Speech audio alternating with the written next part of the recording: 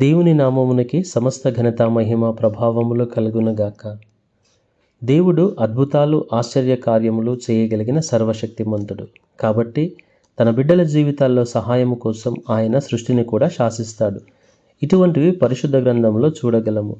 ఎర్ర సముద్రమును పాయలుగా చీల్చిన, యోర్దాను నదిలో నీటిని ఏకరాశిగా చేసిన, సూర్యచంద్రులను ఆపి కాలగమనాన్ని మార్చిన, ఆకాశము నుండి మన్నాను కురిపించిన, బండ నుండి నీళ్ళిచ్చిన, అన్నీ తన బిడ్డలకు మేలు సహాయము చేయటానికే.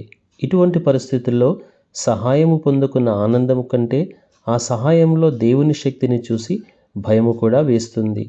అటువంటి సందర్భాన్ని మనము మార్కు 4వ అధ్యాయము 37 నుంచి 41లో చూడగలము. యేసు ప్రభువు తన శిష్యులతో కలిసి చిన్న పడవలో సముద్రంలో ప్రయాణిస్తున్న సందర్భం అది. సముద్రంలో తుఫాను రేగింది. ప్రభువు నిద్రలో ఉన్నాడు. అలలు పడవను తాకాయి.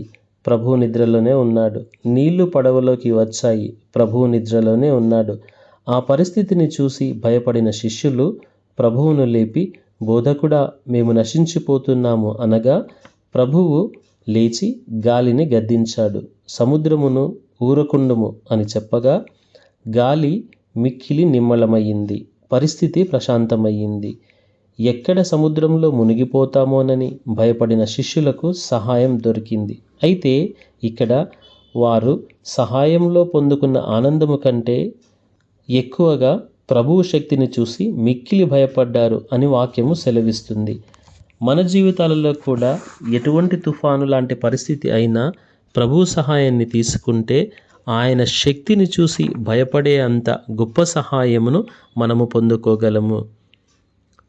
అయితే ఈ వాక్యములో ప్రభువు చెప్పినట్లుగా ఆ పరిస్థితికి భయపడక ఆయన సహాయము చేస్తాడు అన్న నమ్మకాన్ని మనము కలిగి ఉండాలి.